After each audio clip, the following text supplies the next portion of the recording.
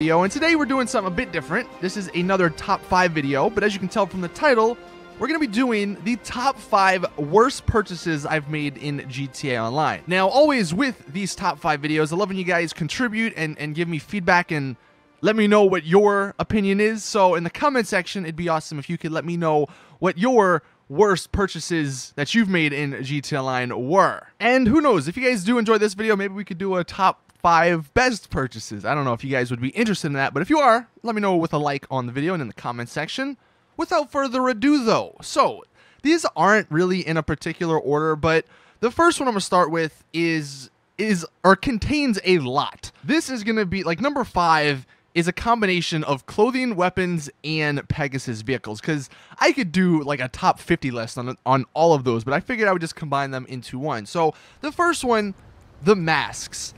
Without a doubt, one of my worst purchases, or some of my worst purchases, were all the damn masks. I don't know what my mind was thinking, like what was going through my mind when I decided to purchase them all. Like the biggest one, the biggest pain for me are all the balaclavas. I never use them, and no one ever uses them for Fashion Friday outfits. So there's like 30 of them just chilling in my inventory, in my whatever style category mask section, and I have to scroll through them every single time. And I mean, that doesn't even include all the old masks and all the criminal masks and all the, you know, animal and monster masks that have come out over the years. I mean, it just furthers the point that I always go back to, that I wish we had some sort of clothing store, like clothing closet, I guess, not store, but clothing closet, where we could go and store the clothes and masks and stuff that we bought that we don't want to use or that we don't want to see.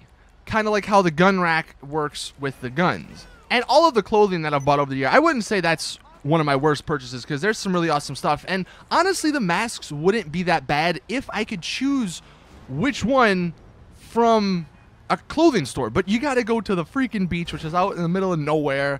And it's a pain to change your mask. So I for sure, the masks are like, most of the masks I would say are some of my worst purchases. Moving next, we have the weapons. I would say all of the like starter and secondary weapons, like all the initial weapons you got, those are some horrible purchases, because they just take up space. And I know there's the gun safe that you can go to and you can get rid of them that way, but the biggest problem, at least for me, is when you're in a car, because you got to scroll through all those freaking guns to get to whatever, and then if you pass it up, you got to go through it all the way again. So I would say the weapons are kind of some of the worst purchases. Plus, like, I mean, maybe I'm just a different person than everyone else in the game, but I don't really use that many weapons. I use maybe one assault rifle, definitely the heavy sniper, and then maybe the RPG. Like, I'm a simple guy, so I don't know why I bought all those damn weapons.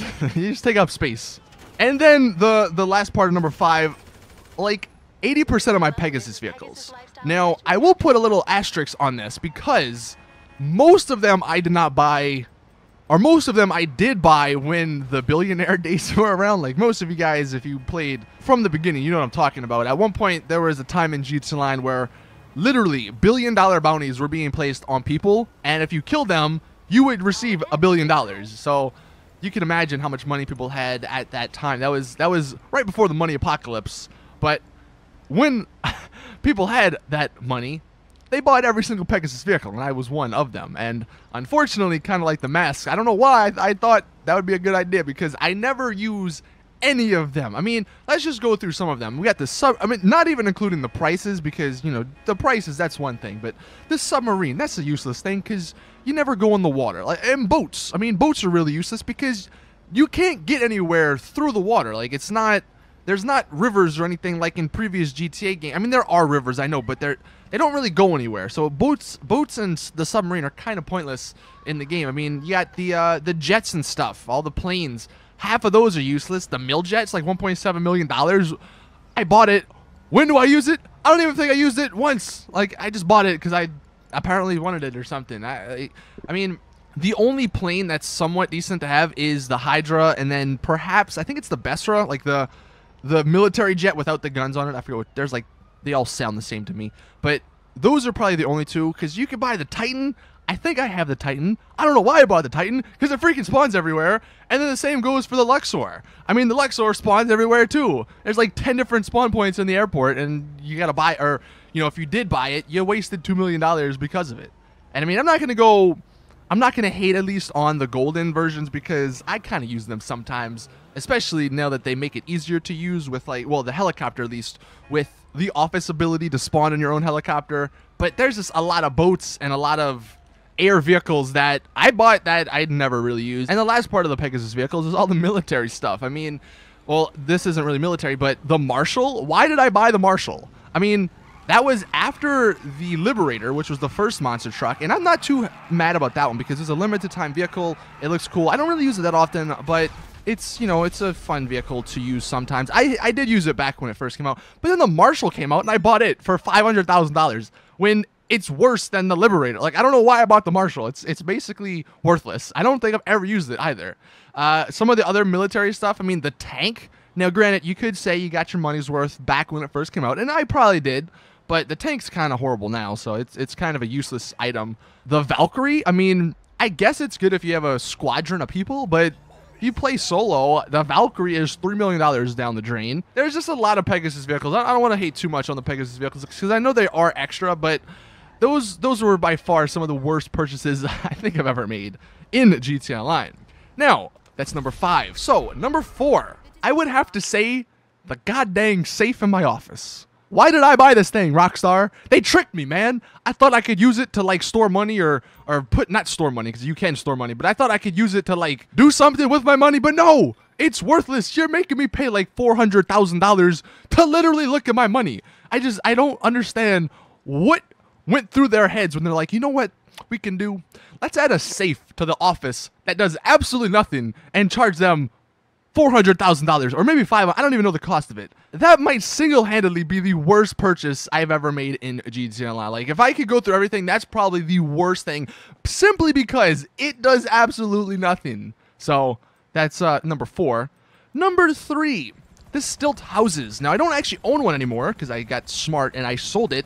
But I did own the, I believe it's the highest one, the $800,000 one, and I don't know why I bought this damn thing. That was one of the worst purchases. That's like one of the only things I've actually sold after I, you know, purchased it. Most of the cars and stuff I have, I purchased, I still have, but that Stilt House was so bad I had to sell it to get another apartment, because this Stilt House is one, to get to them, you had to go through all those damn windy roads, and that's one issue, man, because especially with the AI driving and all that, God, who knows, like, how long it's going to take you to get there, because you'll hit like 17 different people, NPCs driving around, and it's just, it's a cluster to sort of get to the house. That's the first part. And then 2, like, the house itself isn't bad, but you gotta go outside of your house to go into the garage. There's no connecting door.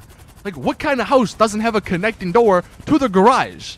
What kind of house in real life do you have to go outside of the house to go into the garage? It just don't make sense. So that's like the biggest reason why I hate Stilt Houses, and that's why it's one of the worst purchases I've made, because it's so impractical, and you have to go through like more loading screens. That's the one thing I hate about GTA. So the Stilt Houses are definitely up there. Number 2, and again, this is in no particular order, but I would have to say the only car, apart from the lowriders, which I'll get into in a second, the only car that I could say was a mistake or was a super bad purchase, and in hindsight it is, at least at the time we didn't know, but the Osiris, that's the only car in my garage that I really never use, and it cost what, like $2 million at the time, and at the time it came out, it was the best supercar. So that's why, you know, at the time it was actually pretty good, you know, it wasn't a bad purchase. But then a month later they released the T20, and then I mean, since then there's been so many supercars that it's gotten overlooked, and it's a waste of $2 million. I haven't sold it because I don't know, I don't like selling cars, but it's by far one of the worst purchases I've made when it comes to vehicles. And I'm sure the links might be on this list for some people, but I was actually smart enough, I didn't buy the links, so thank God I didn't have to go through that. Getting back to the lowriders are, if I had to like just class together a group of cars as like the worst ones, it'd be the lowriders, because if you think about it, I mean, now granted, look, this is all opinions, so if you like the lowriders, that's fine. I mean, I don't hate them, but for the amount of money it costs me and the amount of use I get out of them, it is by definition a bad purchase because I never use them and I paid a lot of money for them. Like, the thing is with other vehicles in the game, sports cars, supercars, you can use them, or they're practical in free roam. They're fast, you can get around quickly, they have good handling, they're not a pain to drive. Bikes, you could call them through your interaction menu. They are also quick, fast, and all that stuff. Trucks, you can use them for off-roading purposes. But lowriders, there is no purpose for lowriders apart from just looking cool. I say that in quotes because, you know, some people, and I'm sure people would probably agree that my cars don't look cool, but the lowriders in the game, you can't call them through your interaction menu. They're really bad to drive. I mean, I think the Sabre Turbo is the only one that's somewhat decent in terms of driving, but they have horrible handling. They're not really fast. In free roam, you'll get like smoked if a Hydra's coming after you or if a guy in an Armored Kuruma's coming after you. The only redeeming quality is that they look good. They have a lot of customization, but I don't think that really justifies it. So that's why I would say it's one of the, or these lowriders are some of the worst purchases I've ever had, because apart from that like 3-day period after they came out, I have never touched one of the lowriders. And then the last one, number 1, again, this is in no particular order, but just because it's, I guess, the most recent, my weed business. I don't know why I bought this damn thing. I mean, I guess if you bought or if I would have bought like the Coke business, I wouldn't be as upset. But oh my God, the weed business is so bad. The payouts are horrible. The delivery missions are so slow. Like, I like the concept of the businesses and all that, but oh my God. One of the missions, this is what made me quit businesses. One of the missions, I had a full weed house or whatever, full product, and I went to go sell it. And I was doing it solo, so maybe you could say, oh, well, you shouldn't be doing it solo. But I was doing it solo. And my weed business was up in Sandy Shores. I had to go into the city with I guess like a mail truck, like the trucks that, you guys know what I'm talking about, the slow trucks that they give you in those damn missions. And I had to deliver like 10 or 15 different spots all across the city in 30 minutes. It took me 15 minutes to just get to the damn first spot. And then I had to go, like, once I went through the first batch, because there was 2 trucks, since it was a full, batch, there was 2 trucks. I had to go all the way back. And before I even saw them all, I was just like, F it, I'm done, because this is not worth it. I just blew up the trucks and I quit. And don't even get me started on LJT, man. That guy is so annoying. Hey, Sage fan, go get some more supplies. It's like, bro, calm down. I don't need you to tell me that every 5 seconds.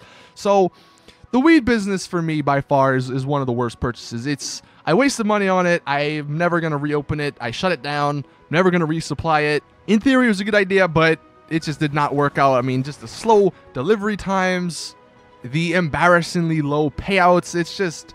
It was not a fun experience with my weed business. So those are my worst purchases, or top 5 worst purchases, I would say, in GT Online. Let me know your thoughts, and let me know your list in the comment section. Thank you all for watching, though. Please drop a like if you did enjoy. Subscribe for more awesome GTA content. And as always, I will see you guys in the next one.